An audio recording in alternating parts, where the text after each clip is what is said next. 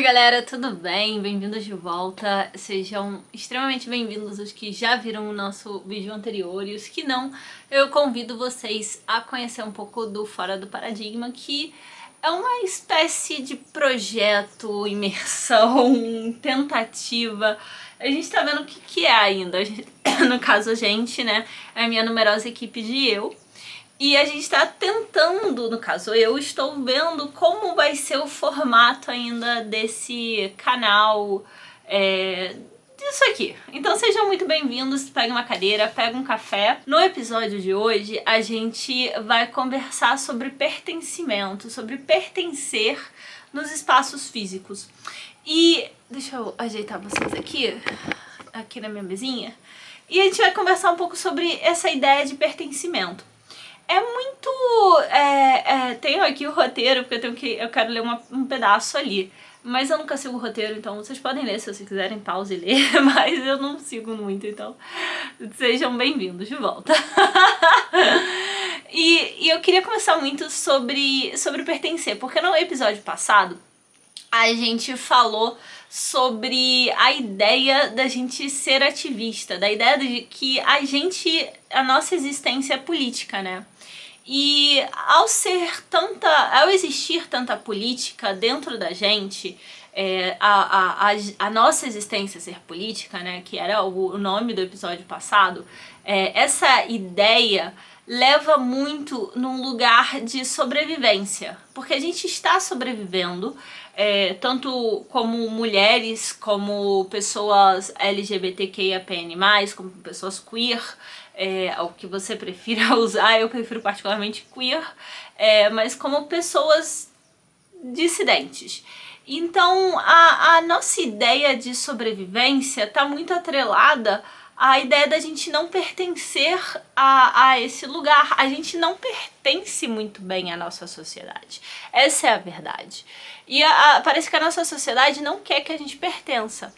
Então, em que ponto, em que momento, onde nessa linha tênue entre eu ser uma ativista e ser uma pessoa politicamente ativa por existir, onde eu cruzo a linha a não pertencer e ser perigosa à minha existência? Como eu decido em que momento eu pertenço ao lugar, eu faço um esforço em pertencer a esse lugar, e em que momento eu realmente não quero estar ali?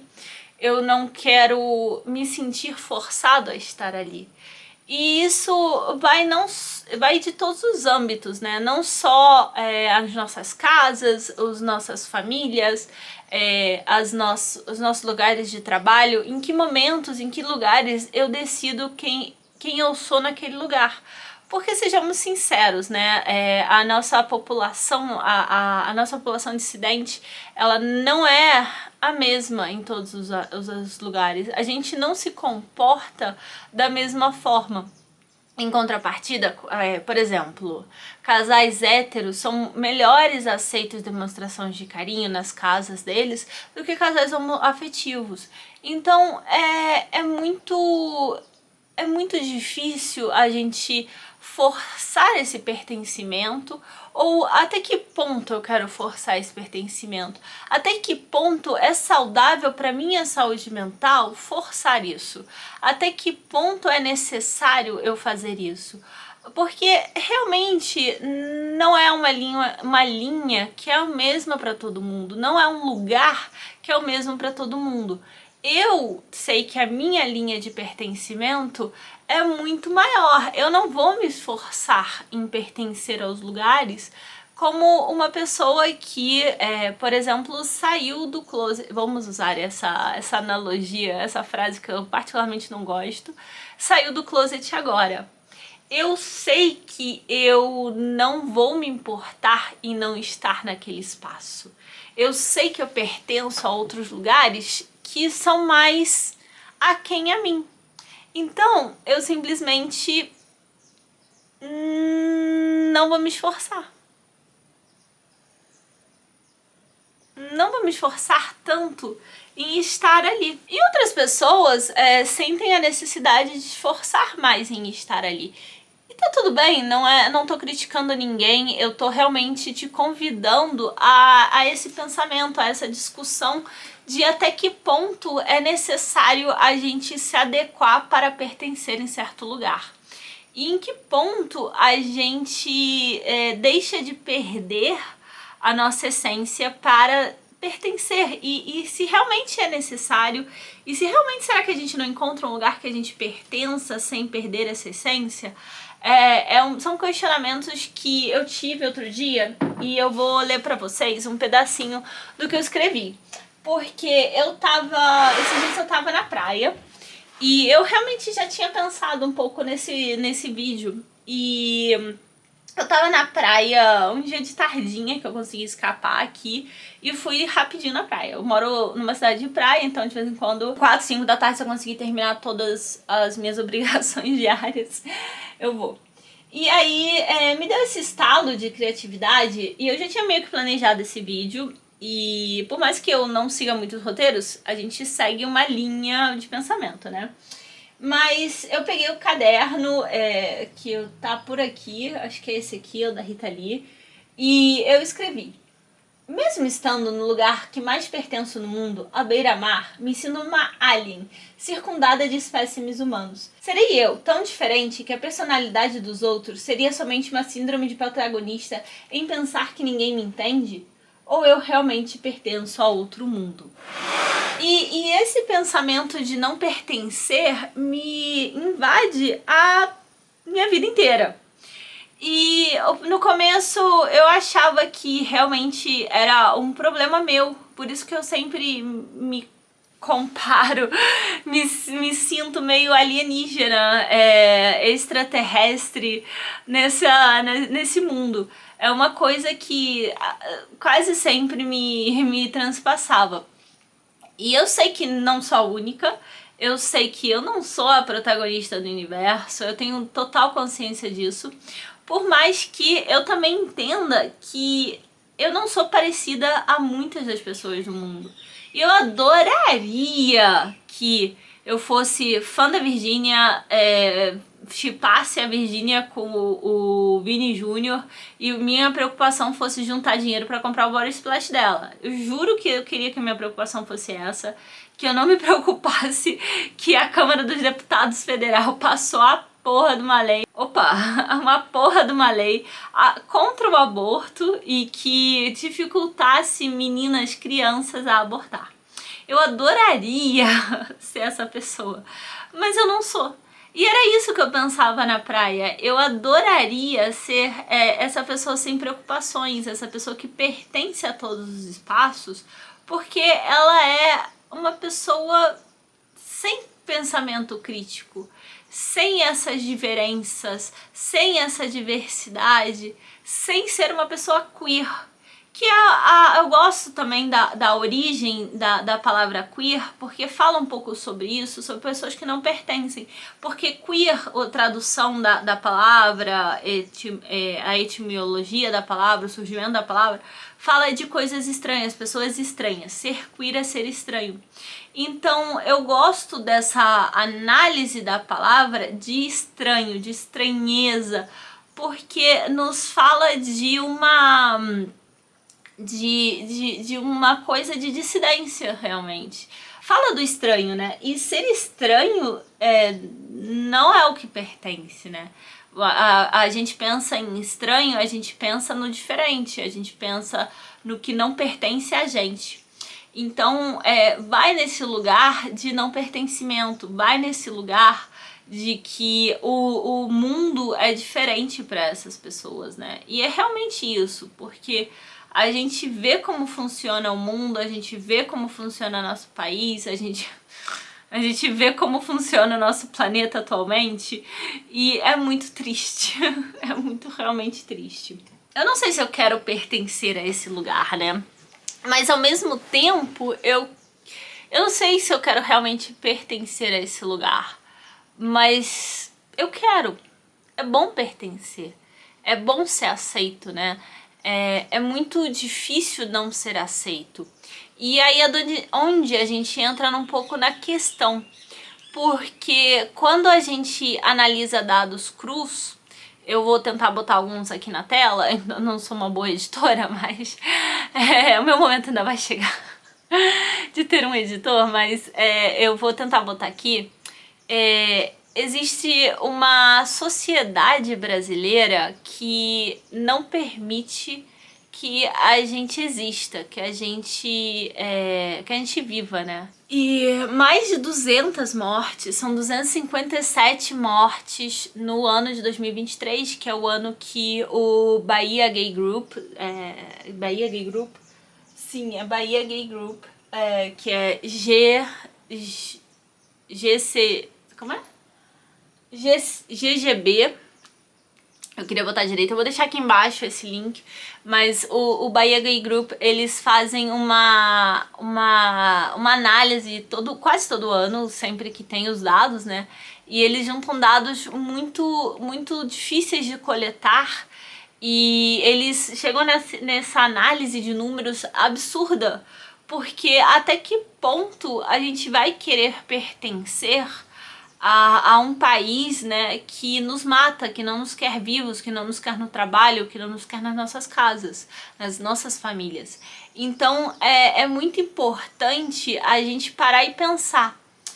Quando eu tô na casa dos meus pais, quando eu tô na casa dos meus familiares, eu estou sendo aceita por quem eu sou? Eu estou diminuindo as minhas características para ser aceito aqui? E vale a pena fazer isso? Não tô dizendo que sim ou que não. Para cada pessoa isso é pessoal. Para você, capaz vale a pena diminuir um pouco a sua gaysice para caber nesse espaço, porque para você é muito importante. Mas para você, capaz é uma coisa que você nunca pensou, e é uma coisa que pode ser que seja melhor aceita mesmo você sendo mais queer dentro da sua casa.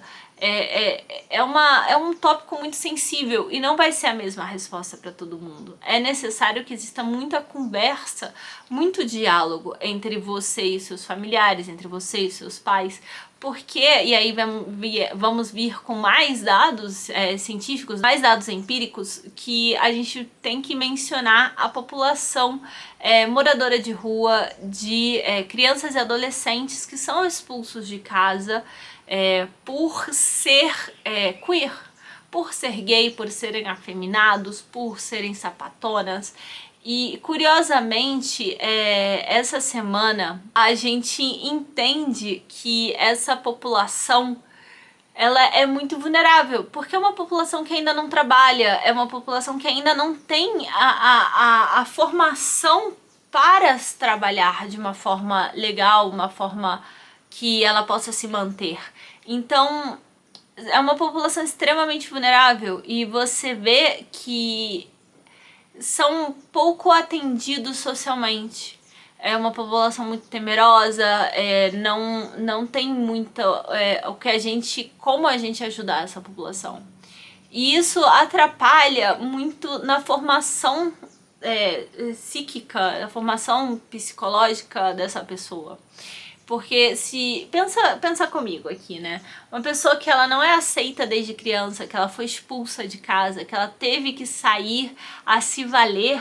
E o que eu penso sempre quando eu falo coisas nesse estilo da personagem do glorioso filme que se passa em Nova York, Paris is Burning. Que tem uma personagem, eu não vou contar muito pra não dar spoiler, se você não viu, tem no YouTube com legenda em português, tem na Mubi também. Mubi, cara, eu amo vocês, adoraria fazer uma publi. Mas, não sei, eu não tenho canal nem pra publi ainda, né, mas adoraria fazer alguma coisa com vocês, eu ficaria muito, muito feliz por fazer. E eu queria falar que essa personagem é uma personagem que saiu muito cedo de casa. Não é uma personagem, né? É uma pessoa, porque é um documentário, não é um filme, né? Mas enfim, é uma pessoa que teve que sair muito cedo de casa por ser afeminada, por ser trans. O final dela realmente não é muito feliz, mas ela foi acolhida. E durante o momento que ela teve que sair do lugar de pertencimento primário dela, que era a casa dela, a casa dos pais, e ela chegou em Nova York e ela foi acolhida por uma casa e por uma família. Então, essa criação dos lugares de pertencimento pela população LGBTQIAPN+, é muito importante. E é muito, muito louco, principalmente esse filme, eu acho ele incrível, porque tem umas cenas maravilhosas. Eu vou botar um pedacinho de uma cena aqui, porque eu amo essa cena. Eu amo essa cena de coração, assim. Porque fala exatamente dessa sensação. I am Pepper LaBeija, the legendary mother of the House of LaBeija. Not the founder. Crystal was the founder. I just rule it now with a soft glove. And it's important to me to be the mother because there's so many little kids that I have to look out for. Although they don't listen to me and they buck my authority, I still think I rule it pretty well. They like me. I'm one of the more popular ones. And I've been around for 2 decades. Reigning, that is. You know, I've got more grand prizes than all the rest.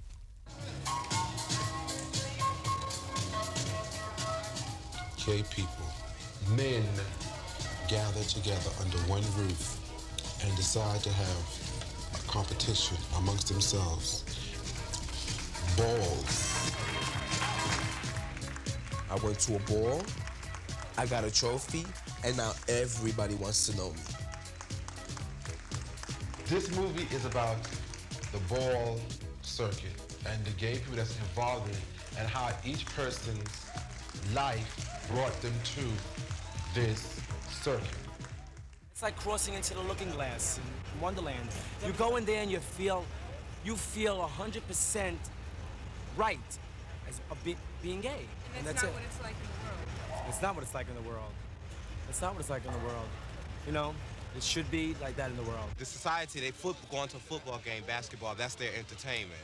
You know, a ball is ours. We prepare for a ball. We may spend more time preparing for a ball than anybody would spend preparing for anything else. Exactly. You know, ball is like our world. Não é poderoso a gente pensar que a gente cria papéis de mães, de pais, de irmãos.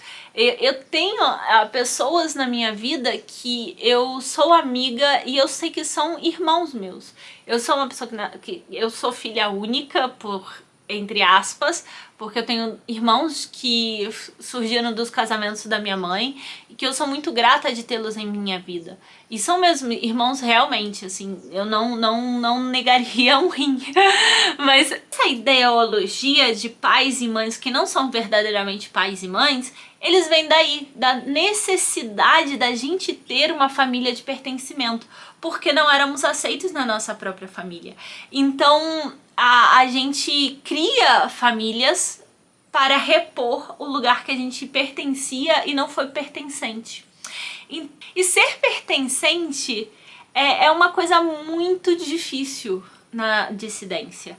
E são dados, assim, eu vou dizer um dado aqui que é horrível. Eu tenho que ler porque realmente dados não são minha coisa. Mas olha aqui. A Prefeitura de São Paulo, eles liberaram uns dados da Secretaria de Assistência e Desenvolvimento Social. E que eles falam que entre 5,3 e 8,9, entre 5 e 9% da população que vive em situação de rua na capital de São Paulo pertencem à comunidade LGBTQIAPN+. Desses 5 a 9%, 63% são jovens. E são jovens entre 18 e 25 anos.